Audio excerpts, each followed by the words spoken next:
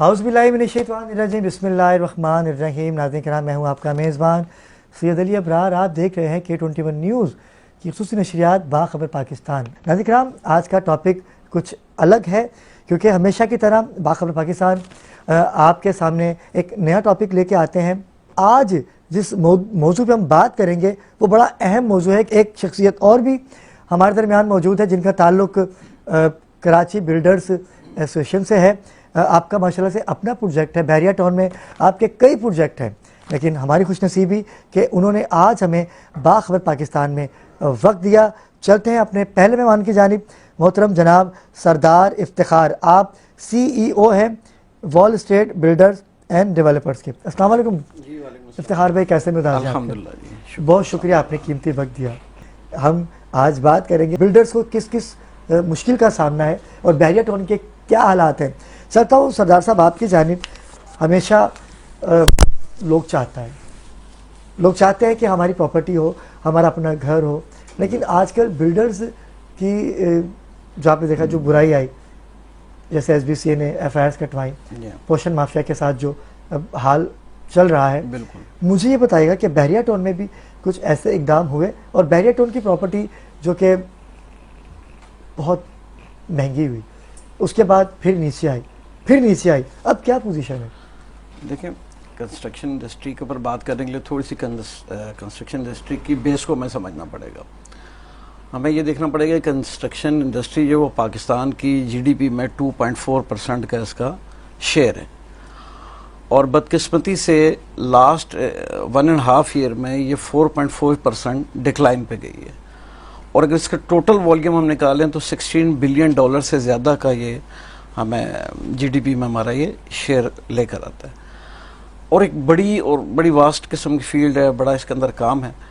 अब अगर आप बहरिया टाउन की बात करते हैं तो बहरिया टाउन के अंदर कंस्ट्रक्शन चीज़ों का जो बूम लास्ट 2.5 ईयर में आया वो सब ने देखा, और बहुत ही अच्छा काम और बहुत ही अच्छी कंस्ट्रक्शन और बड़ी अच्छी चीज़ें हुई। सेम ऐसा ही शहर के अंदर भी काम और चीज़ें इस 2-2.5 साल से पहले बहुत अच्छे अंदाज में और बड़ी स्पीड से ऊपर गई। बट बदकिस्मती से पाकिस्तान की इंटरनेशनल क्राइसिस और चीज़ों की वजह से और डॉलर की फ्लक्चुएशन की वजह से जो बेसिक इसके अंदर जो सबसे बड़ा रोल है वो है डॉलर फ्लक्चुएशन। बिल्कुल ऐसा ही। डॉलर आपने देखा कि 100 से 280 रुपये का डॉलर स्ट्रेट चला गया। पेट्रोल प्राइसेस हाई हो गई। जब पेट्रोल प्राइसेस और डॉलर की इन्फ्लेशन होगी तो उसका इम्पैक्ट तामीराती चीज़ों के ऊपर आ गया। अच्छा, मुझे पेट्रोल की आपने बात की, खता कलामी की माजरत चाहूँगा। वज़ीर-ए-आज़म पाकिस्तान ने 2 रुपये कम कर दिए। भाई, मजदूरों को रिलीफ दिया जा रहा है, बहुत बड़ा एहसान है उनका। 2 रुपये कम करने। हालांकि अब इस वक्त देखें तो इस वक्त इंटरनेशनल मार्केट में ऑयल जो है वो अपनी लोवेस्ट 3 रेट के ऊपर ट्रेड हो, बिल्कुल ऐसा ही, लोवेस्ट 3 ट्रेड के ऊपर। बट हमारे यहाँ टैक्सेस की भरमार है। एक्चुअल प्राइस का रेट और पहुंचने का रेट अलग है, और टैक्सेस उसमें जैसे बिजली के टैक्स हैं, अगर आपका 1000 रुपये का बिल है तो 600 रुपये के तो टैक्स है। बिल्कुल ऐसा ही। मोर देन 17 डिफरेंट किस्म के टैक्सेस आपको हर जगह मिल जाएंगे। बहरहाल हम डिफरेंट तरफ निकल जाएंगे। तो कंस्ट्रक्शन के अंदर चीज़ें मामलात इसके इंडस्ट्री के बड़ी बेहतरीन थे, बहुत अच्छे चले। प्राइसेस थे है नहीं थे और है में बड़ा फर्क है जी। फर्क इसलिए आ गया कि बहरिया टाउन तो अब इस वक्त बहुत ही समझें आप डिक्लाइन पोजीशन पर आ गया। हालांकि इतनी बड़ी इंडस्ट्री और इतनी बड़ी जगह मैं नहीं समझता कि पाकिस्तान में कोई और जगह इतनी बड़ी मौजूद है जहां पानी, बिजली, गैस, इंफ्रास्ट्रक्चर, हॉस्पिटल, स्कूल, रोडें, लाइट्स, तमाम चीज़ें अवेलेबल हों विदाउट किसी इंटरप्शन के। तो इतनी बड़ी जगह को हमें मतलब गवर्नमेंट को भी चाहिए था कि उस चीज़ को ज़रा सा एक पॉजिटिव वे में लेके चलते। बहरहाल अभी कुछ पॉलिटिकल इश्यूज बने हुए हैं मलिक साहब के, जिसकी वजह से वो डिक्लाइन है। मैं वही लेके आना चाह रहा था आपको। मुझे ये बताइएगा कि कुछ लोगों ने बहरिया टाउन में प्रॉपर्टी खरीद रखी है। जी हाँ। आप वहाँ सेल परचेज का काम भी करते हैं? जी हाँ। अगर कोई हमारे नाज़रीन देख रहे हैं, परेशान है ना, जो दिखाई देता है वो सुनाई नहीं देता, और जो सुनाई देता वो दिखाई नहीं देता। अच्छा, मैं तो नाजरीन को बड़ा आसान सा पैगाम दूंगा कि बिल्कुल किसी किस्म की कोई परेशानी, कोई टेंशन की ज़रूरत नहीं है। इसके अंदर किसी किस्म का कोई प्रॉब्लम बिल्कुल भी लेने की ज़रूरत नहीं है। बहरिया टाउन एक बेहतरीन जगह है। आपको मैंने अभी बताया है कि उसके अंदर बिजली नॉन स्टॉप, गैस, यानी कि आप सोचें कि गैस वहाँ मौजूद है, और इस वक्त शहर के अंदर रात 9-10 बजे जो है वो आपको अच्छा, वहाँ गैस 24 घंटे? गैस 24 घंटे। 50% ऑफ बैरिया टाउन में गैस लाइन की गैस है। उन्होंने काफी जगह पे नहीं है गैस। नहीं 50% ऑफ बैरिया टाउन में मौजूद है। और LNG का उन्होंने प्लांट, प्रॉपर एक LNG का प्लांट लगाया है। और आपको एज अ जैसे नेचुरल गैस घर में मुहैया हो रही है, वैसे ही नेचुरल गैस की सूरत में आपके घर में मुहैया हो रही है। इससे पहले वहाँ सिलेंडर्स के कंसेप्ट थे, सिलेंडर बैरिया टाउन की तरफ से दिए गए थे। अब वो नेचुरल गैस प्रॉपर मौजूद है, पानी मौजूद है विदाउट किसी प्रॉब्लम के, बिजली मौजूद है, गैस मौजूद है, इंफ्रास्ट्रक्चर है, खेलों के मैदान हैं और कारोबार की काफ़ी सारी चीज़ें वहाँ पर। अब होटल इंडस्ट्री बड़ा ग्रूम कर रही है। तो नाज़रीन से तो मैं यही कहूँगा कि देखें, मार्केट की इन्फ्लेशन चीज़ें हैं, थोड़ा सा पेशेंट और सब्र रखने की ज़रूरत है। इंशाल्लाह अगर किसी ने भी बैरिया टाउन में इन्वेस्टमेंट की है, चीज़ें ली हैं, तो आज निकल थोड़ा सा एक टाइम लगना है, बट इट्स 101% वो बेहतरी आएगी। लेकिन मेरे ख्याल से कुछ बेहतरी आई भी है। बेहतरी थोड़ी सी पीछे आई थी, अभी थोड़ा सा पॉलिटिकली इशू कुछ चल रहा है गवर्नमेंट और मलिक रियाज को लेकर, उनके दुबई के प्रोजेक्ट को लेकर, कि वो इन्वेस्टमेंट वहाँ हो गई और यहाँ से थोड़े से पैसे आउट हो गए। बट वन डे और द अनदर डे मैं इस बात का बिलीवर हूँ कि बैरिया टाउन 100% चलेगा। इंशाल्लाह बिल्कुल चलेगा। Wall street builders and developers, आपका कोई अपना प्रोजेक्ट भी लॉन्च हुआ है? जी, हमारे बैरिया टाउन से हटके कराची। हमारे बैरिया टाउन में हमने ग्राउंड 18 के 3 प्रोजेक्ट डिलीवर किए हुए हैं। अभी हमारा एक ग्राउंड 32 का प्रोजेक्ट ऑनगोइंग रनिंग है, एक ग्राउंड 18 का एक अपना ऑनगोइंग है। उसके अलावा छोटे प्रोजेक्ट तो हमने काफ़ी सारे किए हैं। इसकी बुकिंग और तफसीलात क्या है, अगर कोई नाज़रीन हमारे परचेज करना चाहे? ये बिल्कुल है, हम थीम कमर्शियल के अंदर 2500 गज के ऊपर ये प्रोजेक्ट है। ग्राउंड 30 है, 8 फ्लोर पार्किंग है, 21 टिपिकल फ्लोर्स हैं। वाह वाह वाह। और इसके अंदर 3 बेड 2 बेड और with fitness centre, with gym, with swimming pool, with काफी सारी एमिनिटीज के साथ। जी हैं, बैरिया टाउन के अंदर है और विद इन 1.5 किलोमीटर के रेडियस के अंदर है। लेकिन इसकी कीमत तो बहुत ज्यादा होगी। नहीं, बहुत ज्यादा भी नहीं है, मतलब एक नॉमिनल है। बहरहाल चूंकि अब कंस्ट्रक्शन के रेट एक थोड़े से आउट ऑफ रीच हो गए हैं। आप जैसे कि देखें ना, सरिया जो लाख रुपए था, इस वक्त भी पूरी दुनिया में सरिया 1.5 लाख रुपए में मौजूद है। पूरी दुनिया के अंदर पाकिस्तान वो मुल्क है जहाँ 2.5 लाख रुपए का सीमेंट जो है वो पूरी दुनिया में 600-700 रुपए की आज भी बोरी है। इवन लकी डीजी जो एक्सपोर्ट जब करने जाते हैं तो वो 700 रुपए से एक्सपोर्ट करते हैं, लेकिन हमारी बदकिस्मती कि हमें वही 1400 रुपए का बैग मिल रहा है। तो वो चीज़ें फिर आप इसकी सरामिक्स और तमाम चीज़ें, चूंकि इसके ऊपर वैल्यू एडिशन टैक्सेस इतने ज़्यादा लगा दिए गए हैं कि उसकी cost of doing business Pakistan में टेक्निकली बहुत ज़्यादा हाई हो गई है, जिसकी वजह से लेबर, इलेक्ट्रिसिटी, चीज़ों के रेट इतने ज़्यादा हैं, इन्फ्लेशन इतनी ज़्यादा हो गई है कि जिसकी वजह से तामीराती जो चीज़ें हैं वो काफ़ी महंगी हो गई हैं। बड़ी अच्छी बात कही आपने, और ये तो पता नहीं कब होगा, क्योंकि पाकिस्तान के अंदर जिस चीज़ के पैसे बढ़ जाते हैं फिर वो कम नहीं होते। मुझे ये बताइएगा कि अभी आपने बताया कि चावल, नाम जो चावलों का होता है वो 1-2 ही हैं, आपने बताया सुपर कर्नल। नहीं, मैंने आपको बताया कि there is 2 types of rice, एक बासमती, एक नॉन बासमती। मैं आपकी बात को यहीं से कंटिन्यू करूंगा कि पानी बंद करने की बात की तो नवाज़ रसूल सल्लल्लाहु अलैहि वसल्लम पर भी एक टोले ने पानी बंद किया था, जिसे यजीद कहा जाता है। तो आप यजीदी ना बनिए, आपके अपने लोग जान चुके हैं कि मोदी तुम यजीद हो, तुम पानी बंद करके नहीं, ये पानी भी बंद नहीं कर सकते। पानी बंद नहीं कर सकते। इनके खानदान के अंदर कोई बंद नहीं कर सकता। पानी बंद करने का जनाब पूरा फार्मूला है। डैम बनाने के लिए कोई 18 से 20 साल चाहिए उसको, कोई रातों रात थोड़ी बन जाएगा। और पानी रोको तो सही, जब पानी रोकोगे तो पानी बैक मारेगा, तो बैक मारेगा तो आपकी तरफ आएगा, तो आपको ज्यादा नुकसान होगा। They can't do anything with the water। अच्छा, ये रोक भी नहीं कर सकते, ये रोक नहीं सकते, ये सिर्फ ये कर सकते हैं, ये जिसको हम बड़ा मशहूर आजकल इंडस सिंतास मुआहदा और जगह जगह बैनर भी लगे हैं, आबी दहशतगर्दी नामंजूर। तो ये 6 दरिया थे, जिन 6 दरियाओं के ऊपर ये मुआहदा हुआ है, जिसमें 3 दरिया पाकिस्तान के हिस्से में हैं और 3 दरिया उनके हिस्से में। हमारे 3 दरिया का 80% कंट्रोल हमारे पास है।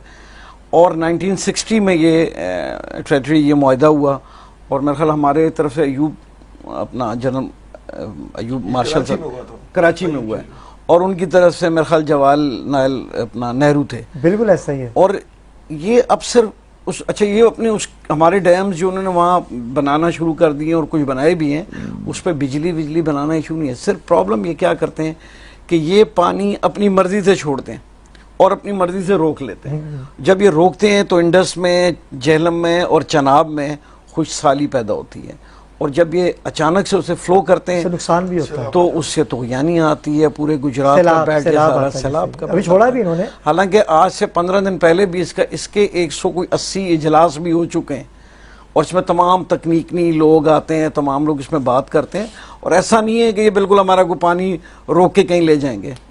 इसके लिए हिम्मत भी चाहिए ना। हिंदू तो वैसे भी बुजदिल आदमी है। हाँ, ये इंटरनेशनल, इसके अंदर पूरी, बिल्कुल सही कहा जिलानी साहब ने, इसमें इंटरनेशनल लोग और उसकी गारंटीज भी शामिल हैं। इंटरनेशनल लोग तो अभी भी शामिल हैं। वो चाहते हैं कि भाई आप दोनों बैठ के कुछ उसलूबी से इस मामले को हल करो, लेकिन मोदी सरकार के जो दिमाग में, आपने बड़ी अच्छी बात कही कि वो आवाम से तो दस्तबरदार हो चुका, लेकिन अब वो चाहता है कि मैं पाकिस्तान के सामने खड़ा हो जाऊं और आवाम की हमदर्दी हासिल कर लूं। तो ऐसा नहीं है, क्योंकि हर जगह हर तरह के लोग होते हैं। पाकिस्तान में भी ऐसे लोग हैं जो तासुबी हैं, लेकिन कम है, लेकिन वो तासुबी के साथ दिल भी रखते हैं, मोहब्बत भी रखते हैं। लेकिन आपका जो तासुब है, अगर बाबरी मस्जिद की बात की जाए तो आप माथे पे पता नहीं क्या लगा के आ जाते हो कि यहाँ मंदिर बनेगा। आपके मंदिरों का एहतराम अगर आपने देखना है तो इतना भारत में भी नहीं होगा जितना पाकिस्तान में है। मोदी साहब का इब्राहिम भाई, उसकी पूरी कंपेन आप देखें तो वो पूरी की पूरी कंपेन जो है वो नफरत के उसके ऊपर खड़ी है।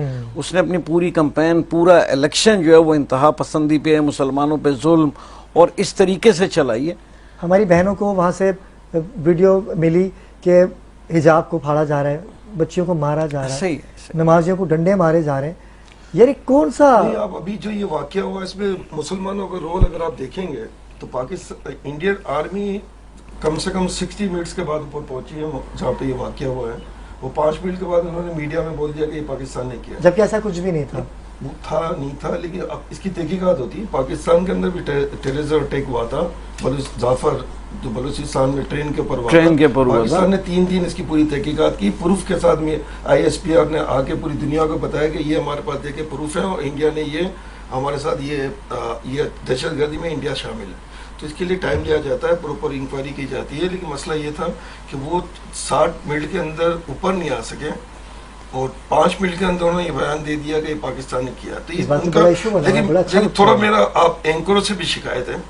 अगर आप चैनल्स देखें तो पाकिस्तानी एंकर वहाँ जाके अपने कमेंट्स दे रहे हैं, या उनसे उनके एंकर, इनकी एंकरों की बदतमीजी बर्दाश्त कर रहे हैं। अब पता नहीं वो क्यों पाकिस्तानी एंकर जाके उन टीवी में शो में जा रहे हैं।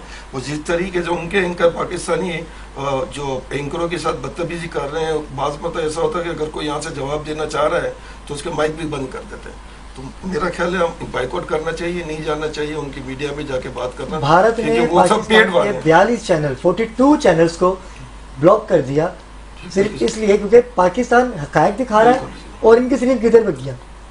वो सिर्फ पाकिस्तान में ये कर दिया। नाज़िर किराम, मैं बताऊंगा आपको कि कल क्या होने वाला है, और ये चीखता चिल्लाता उनके अगर आप चैनल्स को देखें तो ऐसा लगता है जैसे कोई अरबी जो है वो फुटबॉल की कोई वो कर रहा है। वो तो कहीं पे भी हाइपर के अलावा उनको कोई काम ही नहीं है। वो नॉर्मल बात है, चीख चिल्ला रहा है, शराबा एक, और झूठ का प्रोपेगेंडे के अंदर वो आपको पता है माहिर लोग। वो तो शो ऐसा कर रहे हैं जैसा भी जहाज हमारे पास आ चुका है, अटैक हो चुका है।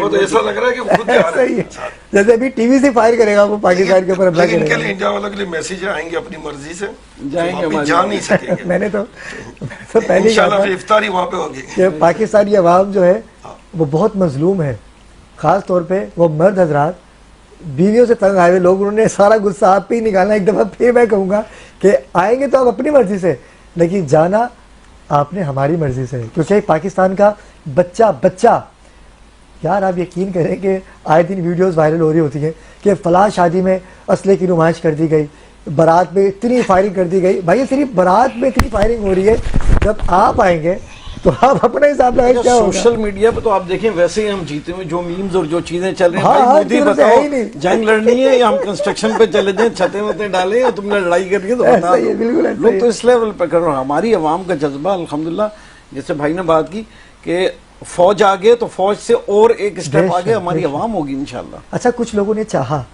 कि हमारे पाकिस्तान के लोगों ने, कुछ लीडरान ने चाहा कि अफवाज पाकिस्तान की मोहब्बत कम कर दी जाए।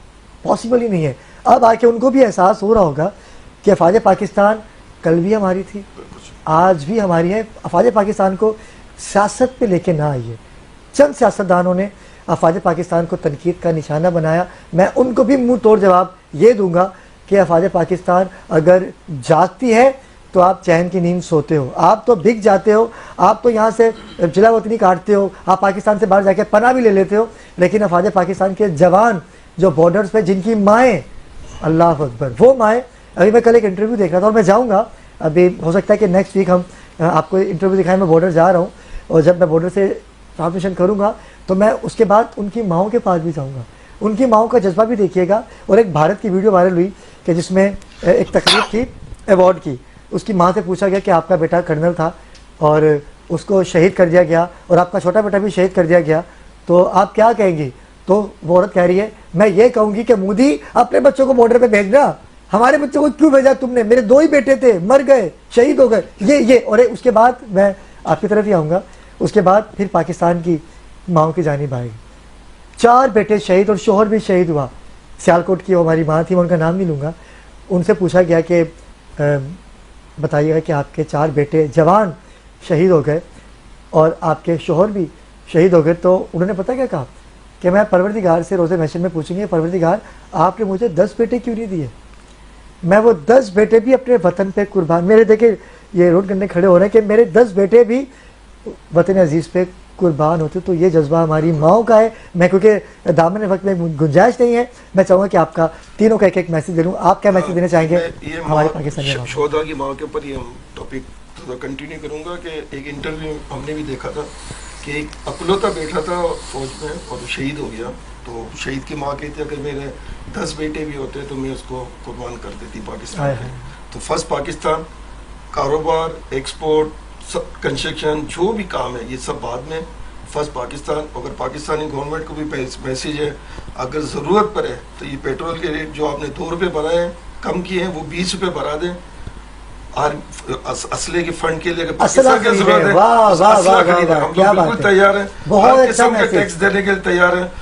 हम बिजनेस कमेटी हर तरीके से सपोर्ट करेगी। ये मैसेज आप दोबारा दीजिए और ये मैसेज FPCC की आई की जानिब से भी होगा। आप बताइए हमारे हाफिज साहब को नाम लेके उनसे कहिए कि बिजनेसमैन बाखबर पाकिस्तान के प्लेटफॉर्म से बहुत अच्छा प्राइम मिनिस्टर और चीफ ऑफ आर्मी स्टाफ दोनों को साहब से आप आसिम मुनीर साहब, वीडियो वहां तक जाएगी। आसिम मुनीर साहब और प्राइम मिनिस्टर शहबाज शरीफ साहब से मैं रिक्वेस्ट करूंगा कि हम जंगी हालात में अगर आपको असला खरीदने के लिए किसी भी किस्म की फंड की जरूरत हो तो आप टैक्सेस लगाएं, हम टैक्स देने के लिए बिल्कुल तैयार हैं। पेट्रोल के रेट आपने 2 रुपये कम किए, उसकी जगह 20 रुपये बढ़ा दें। अब हम अपने पेट काट के भी आपके पीछे खड़ी हैं। क्या बात है। जो भी सपोर्ट चाहिए होगा, माली जानी, पाकिस्तानी अवाम, पाकिस्तानी बिजनेसमैन, स्पेशली रीप और फेडरेशन के तमाम मेंबर उनके पीछे खड़े हैं। और इंशाल्लाह ये जंग अगर हुई तो इंडिया की आखिरी जंग होगी। पाकिस्तान रीप की जानिब से ये एक ऐसा मैसेज है कि जब ये वीडियो मेरे पेज से डलेगी और जब ये वायरल होगी तो भारत की नींदें वैसी उड़ जाएंगी कि अब तो इनके बिजनेसमैन भी खड़े हो गए डोनेशन देने के लिए। भाई डोनेशन ऐसे कामों के लिए हर पाकिस्तानी जो घर पे एक टाइम का खाना खाता है ना, वो भी अपना खाना नहीं खाएगा, अफवाज पाकिस्तान के लिए खड़ा हो जाएगा। जी ये डोनेशन नहीं है सर, ये डोनेशन नहीं है, डोनेशन नहीं है, जो भी हमारा है वो पाकिस्तान का। वाह वाह वाह, क्या बात है। डोनेशन का अल्फाज बोल के हम ये अल्फाज को मंच करते हैं, बाहर निकालते हैं। ये हमारे पास पैसा है वो हमारे पाकिस्तान का है, बात है, क्या हमारी फौज का है।